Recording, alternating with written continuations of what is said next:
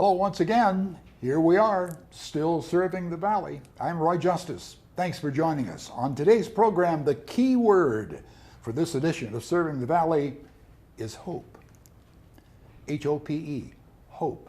We'll sing about it later. Well, maybe not. We have a couple of guests who actually, we were just reviewing this, at least 2 years since House of Hope was on Serving the Valley.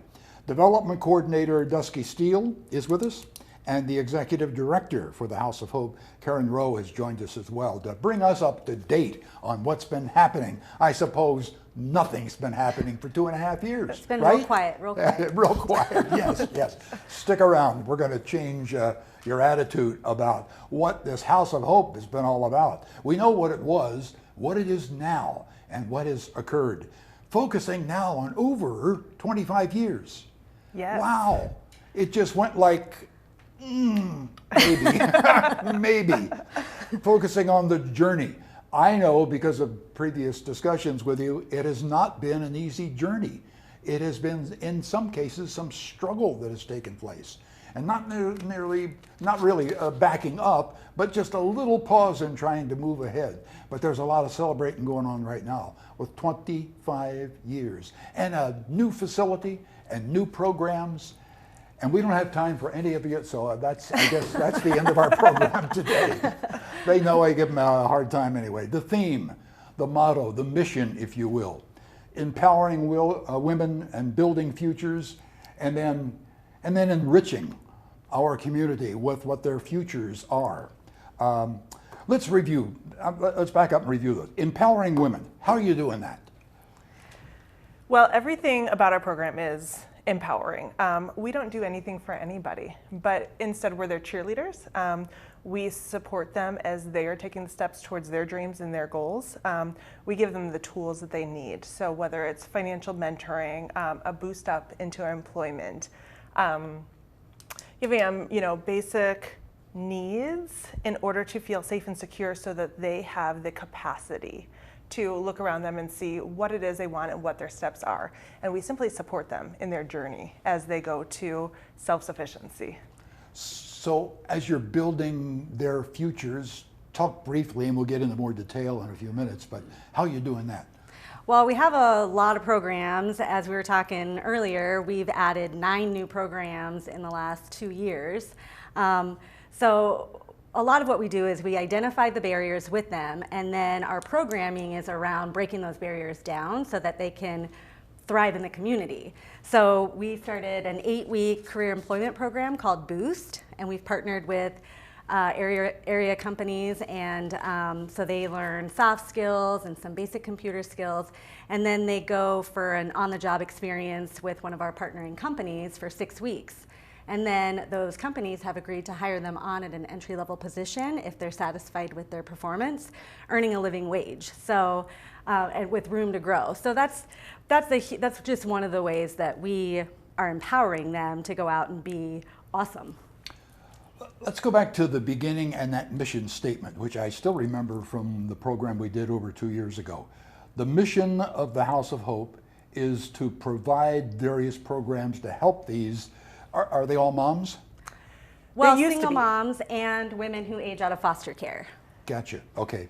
And just before we went on the air, exploring what's happened from what the original mission is and how you've expanded beyond that with, I guess, vision.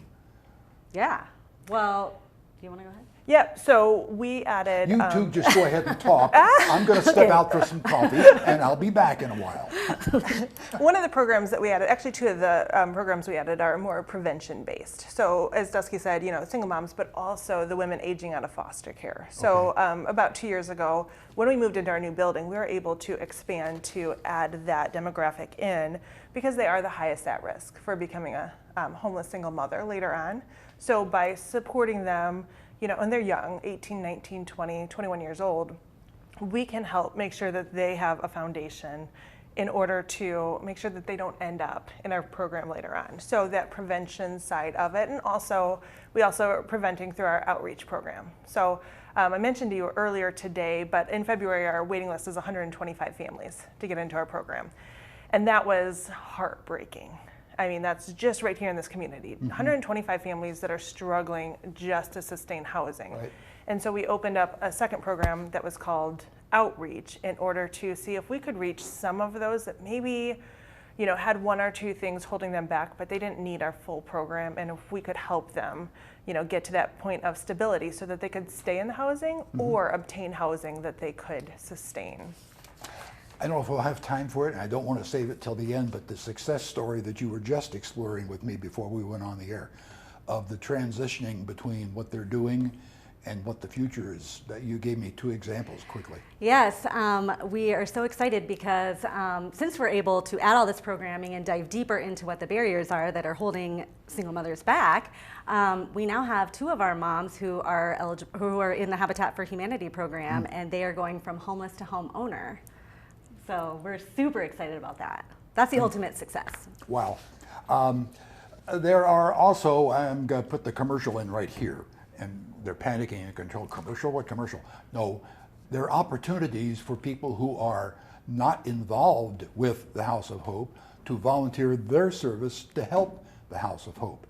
Give me some examples of that, because that's usually what I leave till the end of the program, and we rush through it, but it's so important to your operation. It really is. There are so many ways you can be involved with House of Hope. We have a pretty small staff of 9 people, so we rely heavily on volunteers to help supplement that. So anything from sorting donations to mentoring, childcare, working the front desk, serving on one of our committees, like the fundraiser committee or the building committee, joining the board potentially. Anything else? The other thing is we're always looking for creative ideas too. So we have that list where we need help, but sometimes we find that the best thing is when somebody walks in and says, I have this particular skill. Can I use that within your organization? And when we find things that we had never thought of that really help enhance the lives of the people that we serve. So if somebody right there says, oh, you know, I was doing this and then I stopped volunteering and I really want to get back involved again, who do they contact and how do they do that? Well, our volunteer coordinator is Lindsay, and but you can email me and I will connect you to Lindsay. You can find us on our website, which is houseofhopeccd.org. Yeah, I said it right. I say it so many times I don't know if I said it right. And you can find all the information there. Give us a call. Our phone number is right there too. Find us on Facebook. We're HOHCV. There we are. On the good old web. Yeah, send us a pigeon with a note. We'll connect you. Terrific. Okay. And then you're in need occasionally of donations, items or what. Give me some examples of that too. This is usually the stuff we say right at the end, and everybody's got to rush through it. So I'm putting it near the beginning. Donating. Yes. We have, it's been a little bit, we've had to get creative with all the COVID stuff happening right now. So we are accepting donations by appointment now to kind of limit the amount of people who are there at the same time. But in general, we're accepting in-season women and children's clothing, practical household items. We can always use disposable items like garbage bags and toilet paper, paper towels, cleaning supplies, especially now disinfectant spray, things like that. We'll take your money. Quarters for laundry. One other thing is we've had a lot of recent success. So we've had a lot of moms that have moved out, and when they move out, they get to take everything with them, which means we need to refurnish the apartment. So right now we're seeing a shortage of twin-size beds, some lightweight couches that we can refurnish the apartments with, and your very basic apartment supplies. So if you think of the first apartment you ever lived in, your basic dishes, mostly non-breakable, is always helpful. Pots and pans, towels, sheets, those types of things. So we are finding a shortage, especially of those beds and couches right now. And we can always, like, if you have an upright dresser that is not super heavy, we would love to take that too. Okay. Easy to move. Yes. Easy to move. Okay. As we're doing our programs in a time of 2020 when the term I use is fluid, We talk about dates and events and so forth, and some are and some aren't. And the best way to keep track of the latest stuff that's going on from the date of our production here is to get on the web or make a phone call. But let's talk about the celebration. Let's talk about the 25 years. We don't have time to carry all 25 years worth, but let's talk about how the House of Hope is celebrating its 25th anniversary. Yeah, so we are celebrating it with stories of hope. So over the last 25 years, we have seen the cycle of poverty broken through hundreds of families.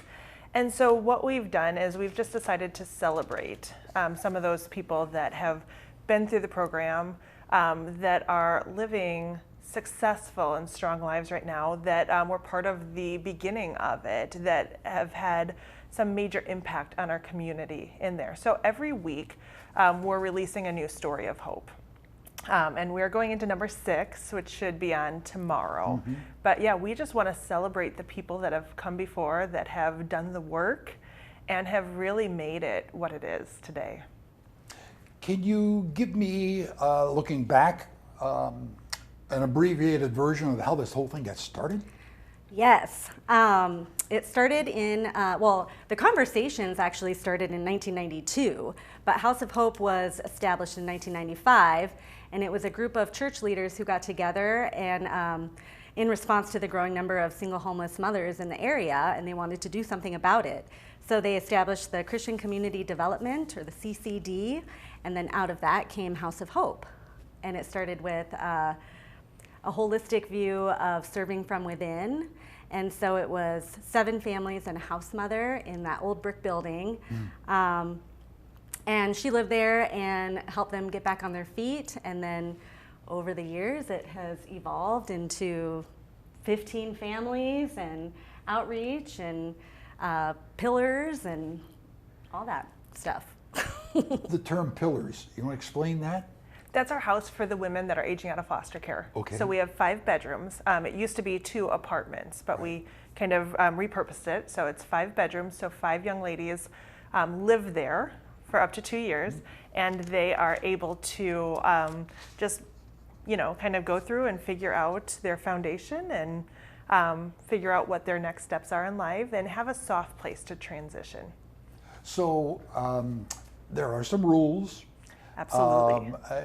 And no fudging on those rules, as I understand it. That's right. Yeah, we run a tight ship. Yeah. Yep. We're very serious about transformation. Mm-hmm. And so we do feel that there are certain things that just block that. One of them is we have 0 tolerance for any illegal drug use. So that's, no questions asked. If you can't pass that drug test, then you are asked to leave.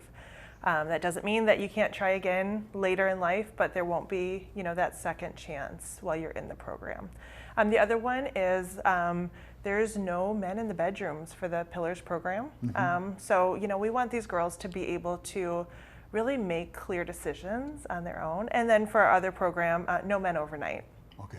So those are our 2 non-negotiables. Right. So if you're caught with either one of those, you are asked to leave the program. Okay. And we will find out. We have cameras and we do random UAs. We always find out. And other than that, the other rules are, you have to be working or going to school. So, we don't want somebody just to have just a safe place to live. We want them to be moving forward. So whether that's education or employment, we want them to start taking steps so that when they leave, they're just in a completely different place than when they arrived. So they're meeting with the case manager every week. They're also meeting with our family and wellness case manager. They're doing financial mentoring, which is kind of a newer thing, but one-on-one with our program director of just sitting down and actually working out their spending plan, doing credit checks, and finding all of those things that are holding them back so that they can take control. Okay. So yeah, it's really about forward movement. It's momentum through everything that they're doing. The process, I said this near the beginning of the program, there have been some rough spots in the road. I'm not going to spend a lot of time talking about it, but the persistence of your organization of continually striving to move ahead is something to behold. And you're living proof that you keep at it and good things will happen. Well, and we have this awesome community to thank for it.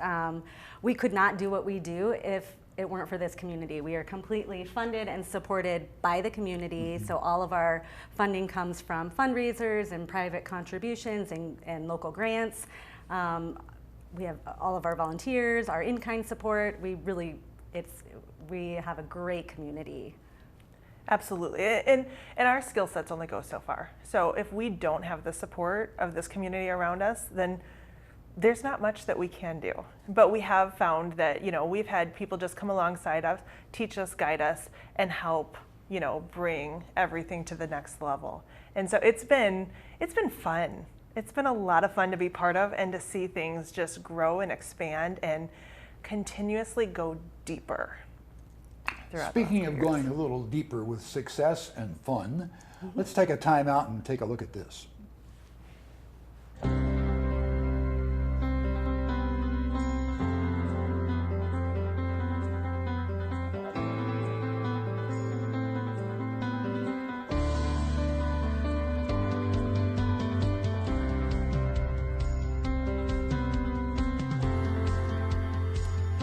Thank you for supporting House of Hope for 25 years.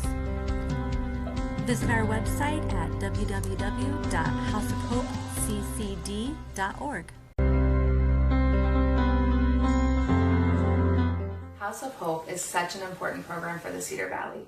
It is just as important today as it was 25 years ago when it was founded, and as important as it was 9 years ago when my 5 kids and I walked through the doors. House of Hope is a program that provides not only shelter for these women for 2 years, but it provides security and it provides programs for them and their children to learn life skills and to build bridges and mentorships so that the women, when they leave, are never in a position to need a program like the House of Hope again. The women are loved and cared for and pushed in areas of their life that have held them back in the past. And they are given their own living space where they get to parent their children and be the mom while they learn skills to be an even better mom and an even better part of our community.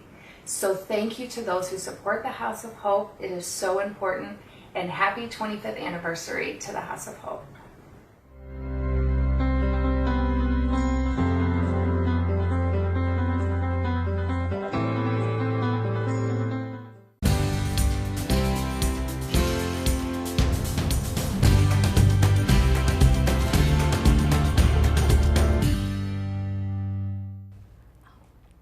Exciting, yes? Exciting, yes. Dusky Steele and Karen Rowe have joined us, and we're talking about the success of the House of Hope. And before we move ahead to the future, we're always looking ahead, let's explore a little bit some of the successes of some people who are going through their transitioning. A couple of examples. It's so hard to just pick, one or two. I know, There's but so then many. I'm good at making it hard. Okay, so tomorrow's story, Shelly, she is incredible and such an inspiration. And when I first started at House of Hope, she had just been in the program a short time, and she had pretty much every barrier that you could imagine. Being a single mother, poverty, didn't have a lot of education or skills, and parenting. I mean, she needed some help figuring out how to even parent. And while she was at House of Hope, she achieved her GED. She went to cosmetology school. She now is a product manager at Great Clips, and she's doing awesome. And she's been successful since leaving the program. I think she left about 5 years ago. And yeah, so her story will be posted tomorrow. But she's one that she just had to work so hard to get where she is, and she did. And that's what House of Hope can do if they're willing to work and do the program. So another one, more of a recent grad. This one is hard to go into the whole thing because it's just, there's so many layers, but to try and put it simply, she came over from another country She was legal when she came over, but domestic violence came into play. Control. She wasn't able to keep up with all the legalities. And eventually she ran. She took her kids and she fled. And during that time, he showed up and took the older kids, and she had nowhere to go. She found a place to live, but it was a slum. So one day she was working cash under the table, and her place caught fire. And so now she really had nothing. She had a baby with her, and she had nowhere to go. She had nothing to rely on. Somebody had said, you can stay with me for a couple days until my husband gets home, but then you have to figure it out. And so she said, I'm truly, truly on the streets. She has no work permit, no driver's license, no education, nowhere to go. And, hopeless doesn't even begin to describe where she was. And the morning that she had to leave there, she got the call from House of Hope. And so she moved in. And during that time, we're like, figuring things out, and like, oh, wait, you don't have work permit. You can't work while you're here. Like, we're not going to support that. We're not going to be, around that. So your only option is to go to school, and so she struggled. And she struggled and she struggled.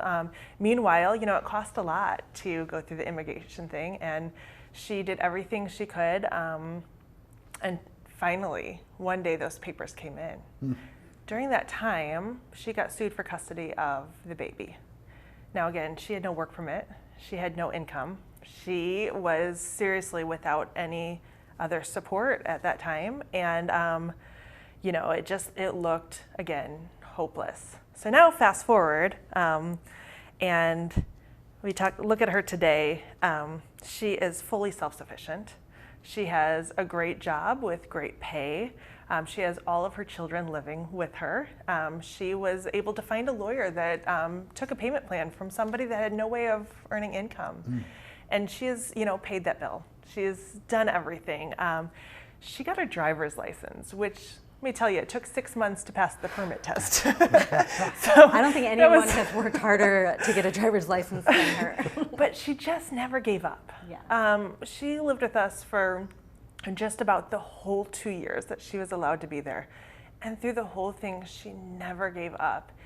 And we looked around so many times and just thought, this is impossible. And now we look and say, we want everyone to be just like her. And she's the one that shows up and does childcare for another mom that's stuck.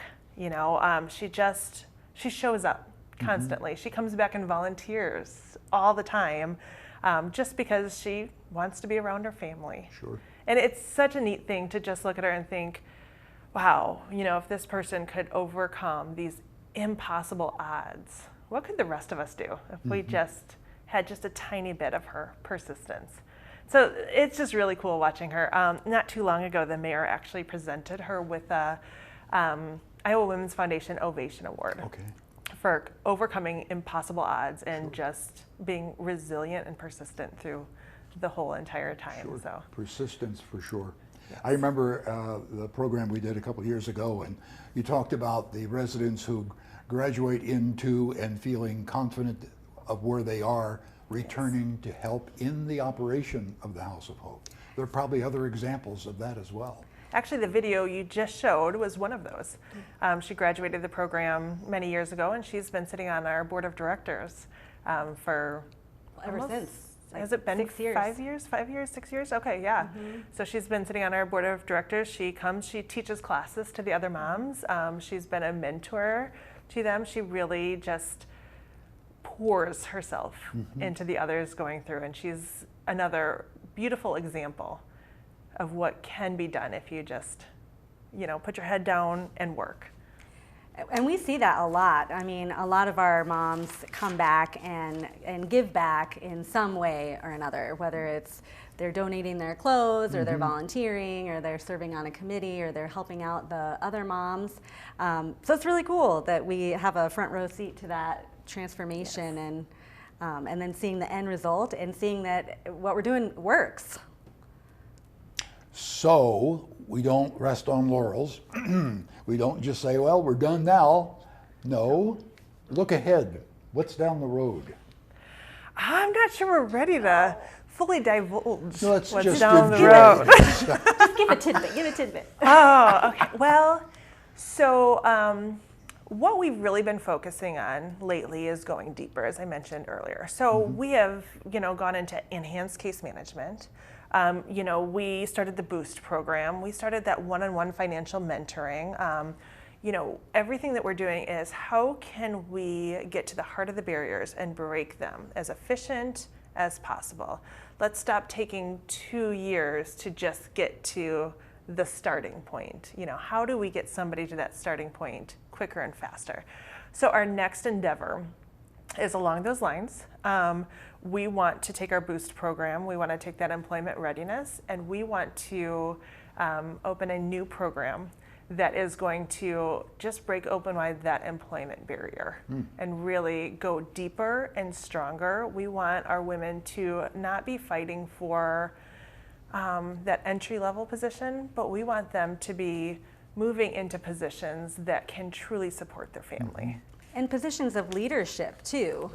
We want to launch them into those higher paying, more secure positions, but also we have some pretty incredible women that we serve, and we know that they're capable of doing far more than what they've been able to do. And so this surprise program is going to really launch them into those positions and give them a lot of cool skills and opportunities. Now, a few years ago in these kind of conversations, you were combining with other agencies outside the House of Hope to bring some of that. I'm just kind of listening to you, you kind of bringing them into your own House of Hope operation. Yeah, partnerships are huge for House of Hope. We don't do anything by ourselves. We partner with agencies and businesses as often as possible. Absolutely. I mean, as I said before, we don't have all of the skill sets needed in order to, do everything that we can for the women. So we need those that have the skill sets that we don't in order to form a stronger spot. We talked about our partnership with Habitat for Humanity earlier, and bringing into home ownership, right? So we have 2 of our moms that will leave our program as homeowners, and that's because Habitat and their skill set, their ability to elevate in a way that we can't, and that partnership coming together so that the women are going farther than we could ever support them in, but we're simply just joining forces to have a stronger, better foundation to give them. So that's what we look for in all of our programming. Everything we're doing, we're looking for those partners that have the skill sets that we don't, so that way we can come together to give our very best to them. And we also don't want to duplicate services. So if somebody's doing it already, then we partner instead of, we don't need to do it. So, and also finding there's a lot of companies and businesses in our community that really believe in our mission and have really supported our women too. Yes. Like with our Boost program, we have these companies that are willing to give our women a chance, even though maybe they don't have all the experience, or maybe other candidates in the community have a better resume, but they're willing to give our women a shot, and that means everything. There you are, in just a few minutes, the House of Hope. Dusky and Karen, thank you for joining us for the program this time. Thanks for having us. Thank you for having us. And thank you out there for spending some time with us again, serving the Valley.